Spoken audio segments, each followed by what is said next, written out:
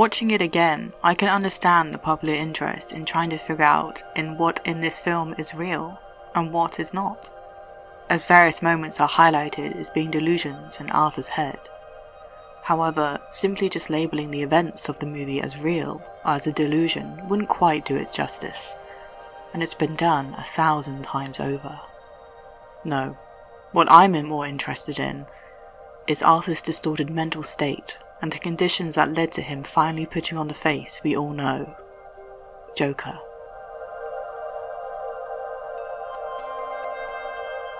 This is Two Takes, and this is One Shot, an analysis of 2019's Joker.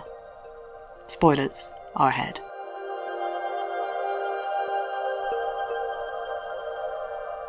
I'm going to get right to the point. The aspect of the Joker persona is not created in a particular way, but is a result of trauma and loss of identity, and in the movie, this shows only one of the many possible origins.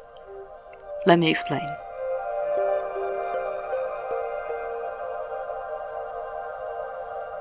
Throughout the film, there seems to be scenarios that present another choice. Delusions of grandeur perhaps, or just wishing for something else, another way. Theories online have opened the door to these thoughts of the film being more than just inside Arthur's head, which I'm thankful for, because that would be too simplistic. The concepts lie in inspiration or construction of identities. Reddit user Comrade Carly explores the concept that Arthur isn't actually the one who shot the guys on the subway, but was instead inspired by the real Joker who did the killings. Arthur imagined the scenario to be happening to him instead, and constructed what we see later on by that. Much like people can be inspired by historical or political figures that bring violence into the equation. Another theory by Reddit user Bristus420 leans into the opposite. I believe Arthur is not the Joker, but instead a theoretical Joker. The actual Joker, whilst fantasizing about his past to himself in the asylum, constructs Arthur as a possible backstory. Like what I have partially explained in my episode merging Fight Club and 2019's Joker together, it can be understood that we are following around the construction of an identity as an unreliable protagonist because this is all we are able to see. Like in Moon Knight, who we follow doesn't make them the main character, and it's a possibility here with Arthur. I mean, Joker and his persona has been created and recreated so many times in the past, it would be interesting to see it the other way around. Like in the comic, The Killing Joke. Sometimes I remember it one way, sometimes another. If I'm going to have a past, I prefer it to be multiple choice. And in all honesty, who really knows the Joker's backstory? Like another story, another interpretation, why not have Arthur be something the Joker might have invented because he cannot remember his past? Either way, we follow an unreliable protagonist with many created scenarios and delusions as his storyline, until he finds the identity he feels most comfortable in. His truth coming out per se. His intentions were never political, or to really have any effect on anyone else other than on himself. Everything that was done, every reaction that led to riots was essentially the cherry on the top of an unstable society that was on the tipping scale that could boil over at any point. Joker's actions led to this conclusion, but he did not intend for it. Arthur's intentions, however, were more simplistic, to spread joy and keep a mask over his depression.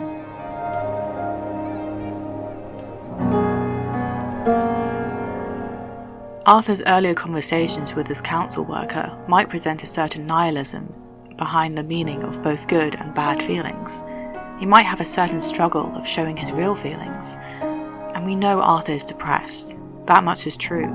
Depression could be interpreted as rage turning inward onto oneself, killing any passionate response, whilst also lowering the stakes when it comes to coping with loss. And Arthur has lost a lot. Especially when we can tell the difference of delusions to reality. He imagines a better life, with nicer conversations and people, but it's not the truth.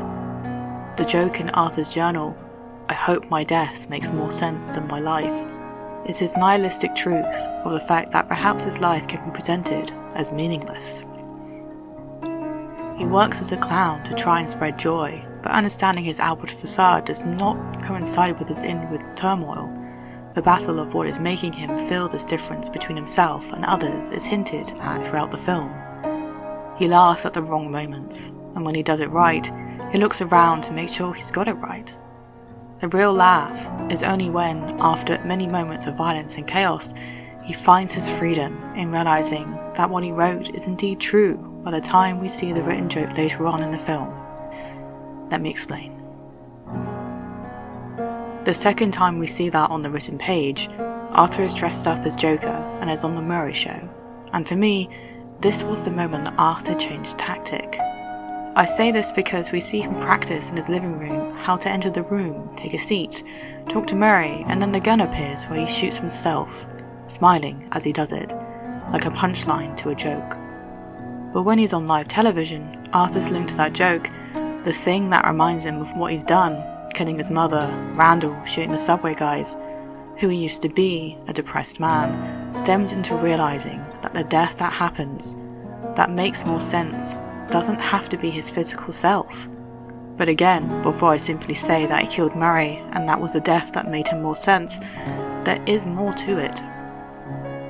Arthur might have killed his identity as Arthur and was reborn as a Joker. Like the theory of Arthur only really being a backstory, it can hold some weight here, whereupon Joker becomes the persona, takes over, with Arthur's death making more sense in the scenario because he needed to die for Joker to essentially live.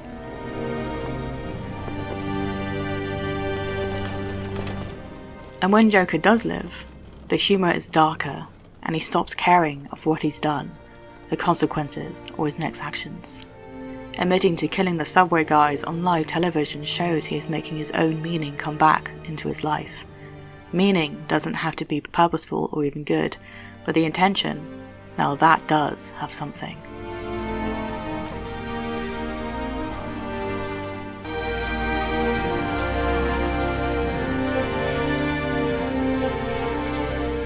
Joker goes further, explaining his killings by how awful those guys were. But we know, from how we have followed Arthur, that these words hold a lot of weight. This stems perhaps from his lack of support in the system, whether that's with his mental health, or his want to try and understand people on a comedic level. And killing those people was because they were awful, and in that moment us watching them beat him up simply for laughing is awful. But that doesn't reason away the murder aspect, but beat someone into a corner and they're going to eventually lash out. Joker doesn't take responsibility, but rather makes people aware of what he has done. To have someone really listen to him, to take him seriously, there is no punchline in this joke when it comes to life and death, it seems. But he goes further. From everything we have seen in the world of Gotham, from people struggling with the garbage and complaining about it on the radio, to Thomas Wayne presenting his solution of running for mayor in a city that is disliking the rich, Arthur's words is enough to make anyone crazy, is presented by his own lapse with identity. It goes further into his thoughts on the outside world, how no one is civil anymore, how Thomas Wayne, just because he talked about the Wall Street guys' loss on TV, doesn't make them into any better people. How if Arthur was dying on the street, anyone in the audience would just walk on by. The aspect of class, of how people are not in the same level, and how no one really takes care of anyone, hits harder and harder each time we see something horrible happen to Arthur. How he wanders the streets full of garbage. It's even upsetting to realise that Murray's attention was to ridicule Arthur as Joker, and the lack of respect is reciprocated by how Joker doesn't pronounce Murray's name properly. Joker, or Arthur, whichever persona you feel is best, knows the reasons why he was put on that show, and he's not going to pretend any longer. He is proud of what he's done, because he did something that has a purpose. In killing Murray, once his hero emphasises Arthur's agency of chaos, with Murray's ending line, "That's life." Because it is, the living and the dying. Arthur's got nothing to lose, so kill those guys who have done you wrong. Thomas Wayne and his wife's death, although not of his making, was a beautiful tragedy in his comedic endeavours.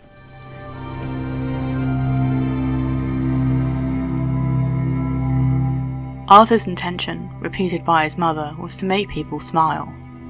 The tragedy might lie in the fact that his attempts might work now and again. We see him at the hospital for children, making them smile, but all in all are not enough to make a difference in Arthur's personal life.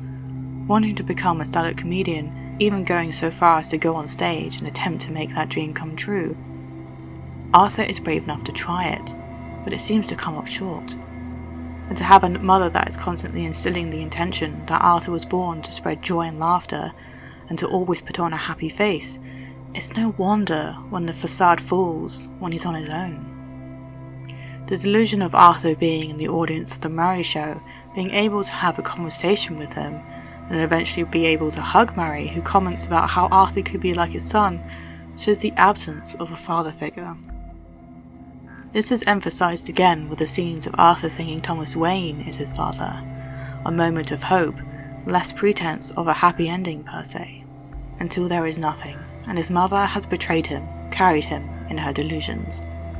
The murder of her is Arthur's release, celebrating her death by celebrating his identity rebirth. You know what's funny? You know what really makes me laugh? I used to think that my life was a tragedy. But now I realize it's a fucking comedy. Arthur's line of seeing things as funny instead of tragic reminds me of the man who laughs. Like a clown that presents itself to be happy and bring happiness to others, it doesn't necessarily mean the person is happy on the inside. The man who laughs has the scars, like many other Jokers, but for Arthur, it's the change of mentality. Like the song of Frank Sinatra's That's Life, the people of Gotham accept what is around them at the beginning. Arthur had to accept his circumstance of being mentally unwell and considered a freak. And like that song, he bounced back, accepting his persona, the violence, the killings, admitting it as well because, well, that's life. That's life. And why not put on a happy face in these trials of death and chaos? Arthur chose to change his mentality, saying his life is a comedy, to find things funny, but in the end, he has nothing to lose. And we all know that a man with nothing to lose can find anything funny. The Joker's line in The Killing Joke holds weight with the ending. Sometimes I remember it one way, sometimes another. If I'm going to have a past, I prefer it to be multiple choice. And multiple choice about the Joker's past is the same for Arthur. We see him with his council worker discussing his time at Arkham State Hospital, and how even Arthur himself doesn't really understand or reflect on why he was there, but the comfort of being there was apparently better than being out in the real world. His laughter at the beginning of the film shows him in pain. However, at the ending, Arthur is perhaps back at the hospital with a genuine laugh. With all that he has done, that has impacted something more than just people complaining or ignoring what is in front of them. Like the garbage on the streets, Arthur made a dent in its meaning, at the disposal of others, with them either disliking what he is, what he does, or what he represents. He has found his equilibrium. He is an unreliable narrator, so the timeline of what happens is not in any sort of proper order. We know this because of the made-up relationship with Sophie Moore that was spelled out for us as one such example. I mean, I might be wrong, all of this might be in his head, or Arthur made the Joker persona up, or the other way around, with the Joker making Arthur up as a coping mechanism. What is real when Joker is telling his story? Was it the aspect of Joker wanting to remember things, or wishing it went a certain way in various plot points? Or is this Arthur we are talking about? Who knows? The beauty lies in the multiple choice and the punchline of how we wouldn't get it. But I guess that's life. What are your thoughts on what was discussed in this episode? Comment and let me know to open up a conversation. Like and subscribe for more content of this nature, and come talk to me on Twitter or Instagram. Better yet, support the show on my Patreon to help a creator such as myself with learning on the go. Each like, each comment, each subscriber fuels the motivation I need to make better and better content for yours truly. Come say hi, and thanks for watching.